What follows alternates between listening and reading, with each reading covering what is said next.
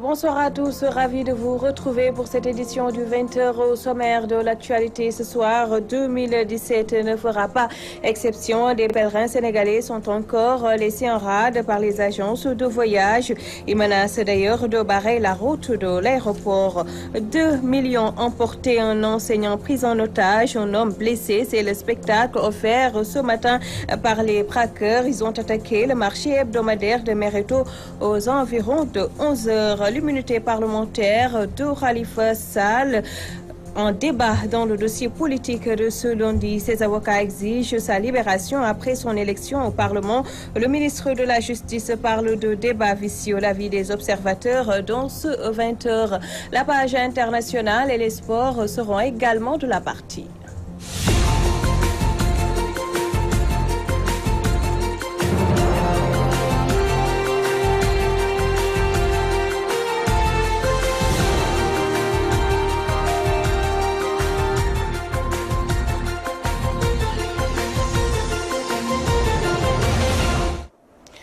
Merci de vous joindre à nous. Le pèlerinage 2017 a fait des victimes. 150 pèlerins sont laissés en rade par l'agence de voyage Aramaini Chérifaïna. Ces Sénégalais risquent de ne pas accomplir cette année le 5e pilier de l'islam. Ils sollicitent l'intervention de l'État. Leur porte-parole Ousmane Baldé, que nous écoutons au micro de Radissila. Des gens avaient versé leur argent et depuis certains au mois de mars, d'autres au mois de mai, avril-mai. Alors, aujourd'hui, ils attendent à la dernière minute pour faire état d'un problème de visa, ce qui est inadmissible. Parce que pour qui connaît l'État du Sénégal, il prend ses dispositions à temps. On est 151 personnes. Vous multipliez cela par le minimum 2 500 000, vous avez presque un demi-milliard. 375 millions de francs CFA. Le gérant de l'agence ne nous a pas édifié jusqu'à présent. Il parle d'un problème de visa, d'un problème d'ambassade, que l'ambassadeur n'est pas là. Certains ont dit qu'il faut tout simplement changer les choses. Nous ne comprenons pas ce qui se passe. Maintenant, nous demandons l'arbitrage de l'État, que les choses soient tirées au clair. Voici 150 citoyens qui sont en train de souffrir, qui sont en train de vivre une injustice inqualifiable. Donc, nous ne comptons que sur lui pour que justice soit rendue. Accusé, le patron de l'agence de voyage Aramaini Chérifaïni botte en touche. Elhadj Yamar Gueye précise que tous les pèlerins inscrits à son agence sont partis depuis le 19 août et d'y avoir mis ces pèlerins en rapport avec l'agence Mbéri Travel qu'il accuse de n'avoir pas respecté ses engagements. Voici Elhadj Yamar Gueye au micro de Khadissila.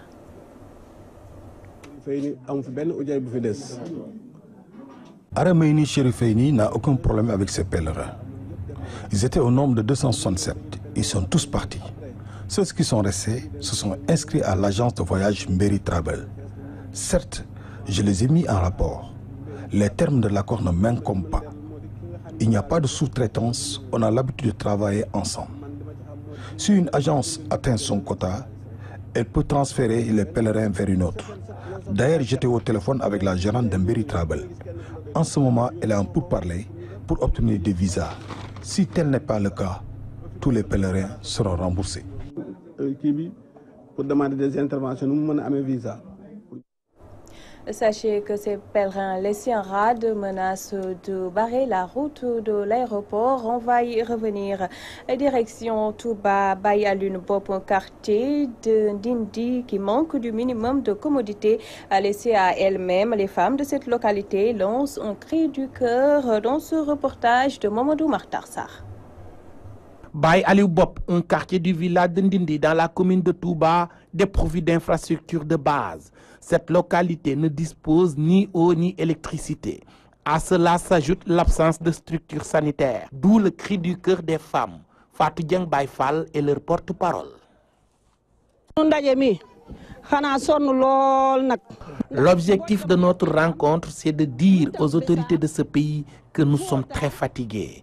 On a comme l'impression qu'on ne fait pas partie de ce pays ou que le président Sall ne sait pas que ce quartier existe. Nos activités principales, nous les femmes de ce quartier, c'est de décortiquer l'arachide ou bien faire le linge pour les autres beaucoup plus nantis. Le quartier ne dispose pas d'électricité. Il y a une insécurité grandissante. Aussi, nous avons eu écho des bourses familiales distribuées un peu partout à travers le pays.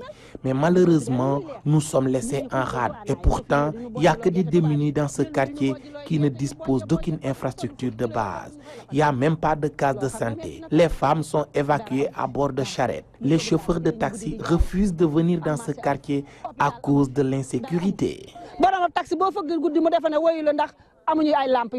Des femmes qui s'activent dans le développement présentes à cette rencontre trouvent légitimes ces revendications. Elles ont même lancé un appel à l'endroit des autorités. Sokhna Penda Thiam est la présidente du mouvement And Suxali Sa Gox. Nous interpellons tous les membres du gouvernement et la première dame Marième Faye Sall. Aussi, nous lançons un appel à l'endroit du DG de la Sénélec, Mamadou Matar Cissé.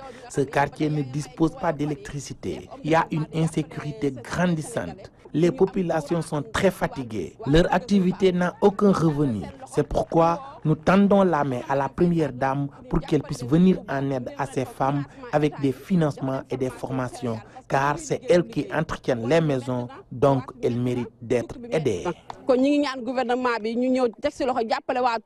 A signaler que ces femmes du quartier Baye Ali Bob de Ndindi ont soulevé ces doléances lors d'une assemblée générale.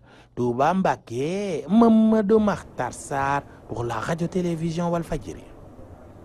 Je vous le disais en titre, un blessé grave, un enseignant pris en otage avant d'être lâché et plus de 2 millions de francs emportés. C'est le bilan d'une attaque à main armée entre Mereto et Maka Koulibantang. Les assaillants ont profité du marché hebdomadaire pour commettre leur forfait. On va y revenir avec Alassane Diallo. Parlons politique. Le PDS a trouvé la responsabilité de sa débâcle à Pékin lors des dernières législatives. Pour les anciens libéraux, les querelles entre responsables et leur mise à l'écart ont conduit à leur défaite. Ibnou Gueye, leur porte-parole, est au micro de Théodore Semedo. L'objet un peu de la réunion, c'est en fait une retrouvaille entre tous les anciens du département, donc de Pékin, pour faire le diagnostic de la situation politique de Pékin après les élections législatives. Donc, durant la préparation de ces élections législatives, que dans certaines communes, nous n'avons pas pu disposer ni de mandataires, encore moins de représentants dans les communes. Au niveau du département, il y a des conflits, il y a une gestion assez quand même nébuleuse un peu de la situation, de telle sorte que nous avons accusé des difficultés à ce niveau-là, des querelles de positionnement qui en fait ne s'expliquent pas, qui n'arrangent pas le fonctionnement du parti. Mais je pense qu'avec la direction, si nous arrivons à décrocher avec l'ensemble des anciens, le secrétaire général national, Maître Abdoulaye Wade, nous aurons souhaité discuter avec lui en profondeur sur l'ensemble de ces points-là, de manière à pouvoir trouver une solution correcte. Le 2019, c'est dans 17 mois. Nous souhaiterions arriver à ces élections-là dans d'excellentes conditions. Je profite de l'occasion au nom de l'ensemble des anciens qui sont ici pour féliciter le président Abdoulaye Wade pour la manière dont il s'est investi totalement dans ces élections-là et qui nous a valu toutes les satisfactions. Nous aurions souhaité rencontrer le président Abdoulaye Wade pour discuter, échanger avec lui, bénéficier encore de son expérience, de manière à pouvoir aplanir l'ensemble de ces problèmes-là pour aller directement vers 2019. Et vous savez bien que nous avons notre candidat qui s'appelle Karim Meïssa Wade. Il n'y a ni plan A, il n'y a pas de plan B, encore moins de plan C. Notre seul plan et unique plan C, c'est Karim Wade. Élu député au sortir des législatives du 30 juillet, Khalifa Sall risque de devenir un cas pour la prochaine assemblée. Ses avocats convoquent l'immunité parlementaire pour exiger sa libération. Une plaidoirie balayée d'un revers de main par le ministre de la Justice, avocat à la Cour et droits de l'homme, Maître Amadou Ali Khan et le professeur Serigne Saliou Samba, analyste politique, lèvent un coin du voile sur cette affaire juridico-politique dans ce dossier signé Ramatoulaye Sarr. La polémique sur l'élection de Khalifa Sall en tant que député depuis le scrutin du 30 juillet 2017 ne désenfle pas. C'est la passe d'armes entre ses avocats et le ministre de la Justice, Maître Sidiki Kaba, et bien d'autres acteurs politiques. En effet, depuis quelques jours, le débat est soulevé sur l'immunité parlementaire du maire de Dakar par ses conseils pour justifier sa libération. Un débat balayé d'un revers de main par le patron de la justice, selon qui ce n'est pas le député qui a été arrêté, mais quelqu'un qui a eu maille à partir avec la justice. Que dit la loi dans pareil cas, Maître Amadou Alekan? Je suis tenté de rendre un jugement de Salomon en donnant raison aux uns et aux autres. Le ministre a raison quand il dit qu'au moment où Khalifa Sall était arrêté, il n'était pas encore député, ce qui est vrai.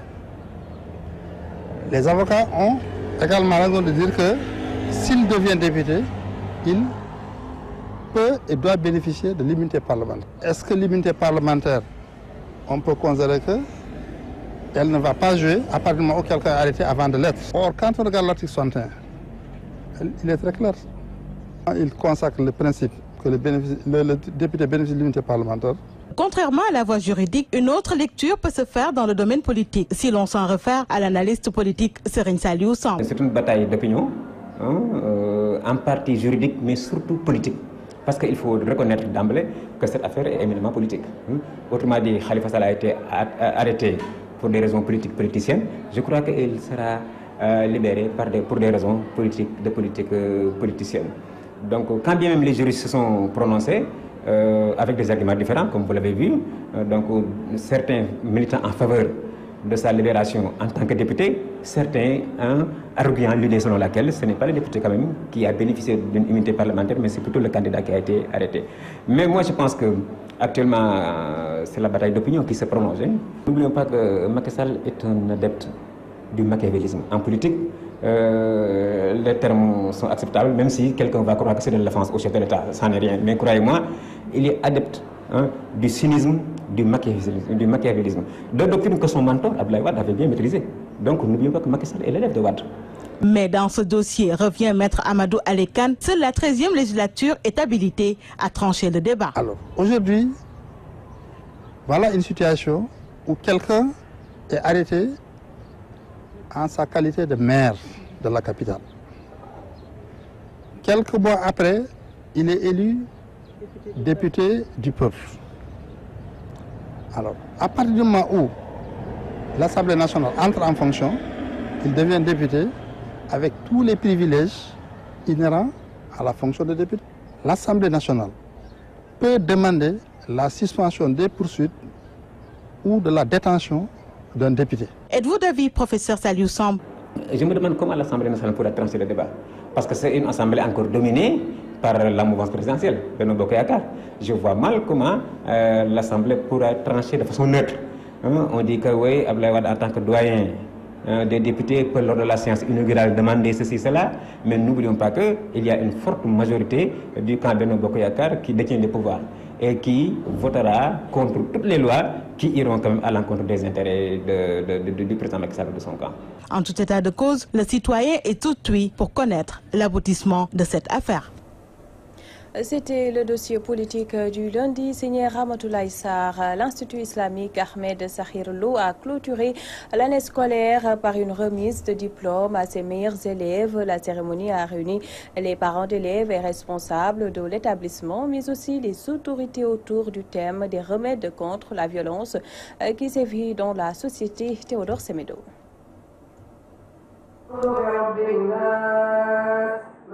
Après plusieurs années d'études pour la mémorisation du Saint-Coran, une centaine de pensionnaires de l'Institut Ahmed Sakhir Lo de Poun Kermassar ont été honorés. Vous savez, comme chaque année, le Dara Ahmed Sakhir Lo organise une cérémonie pour fêter ces enfants qui ont mémorisé le Coran. Et cette année, nous avons, par la grâce de Dieu, eu 102 enfants qui ont mémorisé l'intégralité du Coran. Alors, et aussi, 15 de nos étudiants ont eu leur licence cette année-ci. Alors, donc le sens de cette cérémonie, c'est pour honorer ces enfants-là et aussi rendre grâce à Allah subhanahu wa ta'ala. Pour cette cérémonie traditionnelle qui a réuni parents d'élèves érudits de l'islam et autorités, le thème de la violence qui sévit dans nos sociétés y a occupé une grande place.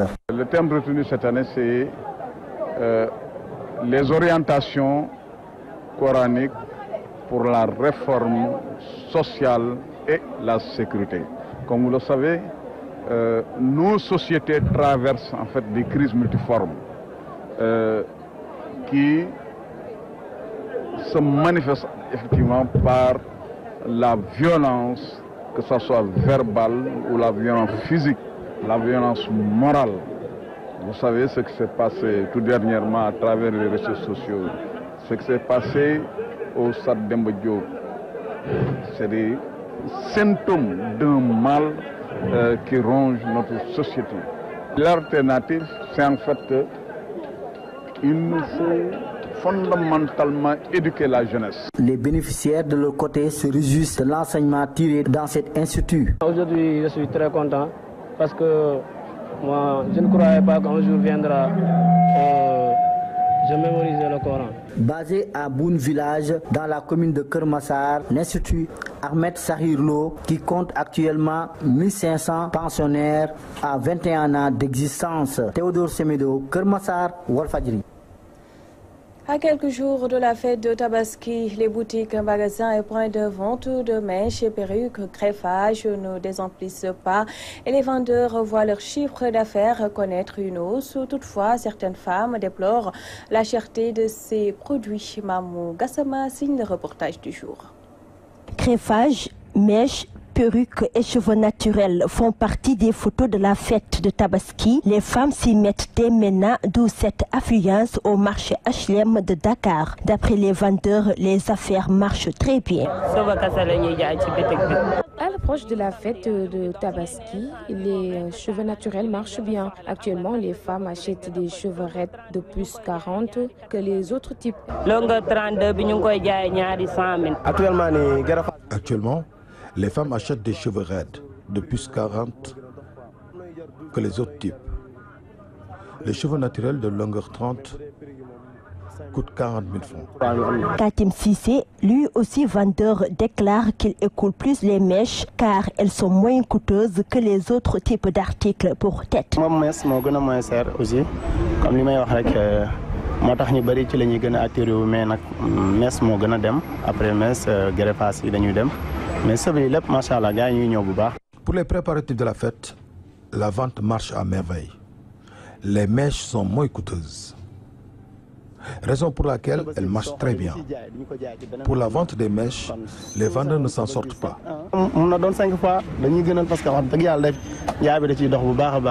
Les femmes viennent acheter régulièrement des perruques, surtout les cheveux naturels, pour être belles à tout prix le jour de la fête. Je suis venue acheter des cheveux naturels, juste pour préparer la fête, car je vais être très belle le jour J. Les cheveux que j'ai achetés coûtent 150 000. Je viens de la région de Mbour pour acheter des cheveux naturels et les revendre ensuite une fois que je serai chez moi. Cette femme déplore la hausse des prix. On est en plein préparatif de la fête et nous voulons nous faire belle le jour J.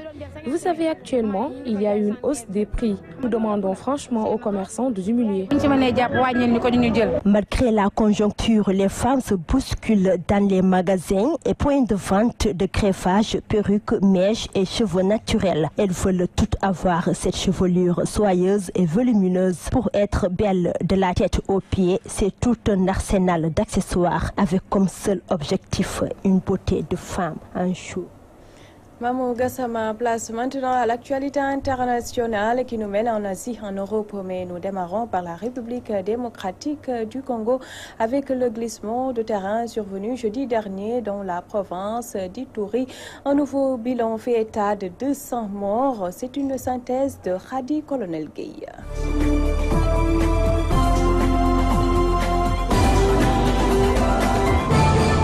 Le glissement de terrain ayant eu lieu mercredi 16 août en République démocratique du Congo dans la province de l'Ituri a fait au moins 140 morts, selon un nouveau bilan annoncé lundi par le vice-gouverneur de la province, Pacifique Keita. L'on estime également une centaine de corps ensevelis sous les décombres de ces grosses pierres qui sont tombées sur les 48 maisons détruites. 2 marins américains portés disparus et 5 blessés. C'est le bilan provisoire de la collision d'un navire de guerre américain et d'un pétrolier pétrolier battant pavillon libérien. Ça s'est passé ce lundi 21 août au large de Singapour. Des opérations de secours d'ampleur ont été lancées. La police autonome de Catalogne a confirmé lundi avoir tué le dernier membre encore en fuite de la cellule djihadiste responsable des attentats de la semaine dernière en Catalogne qui ont fait au moins 15 morts et plus de 120 blessés. L'opération de police s'est déroulée vers 17h à l'ouest de la capitale régionale.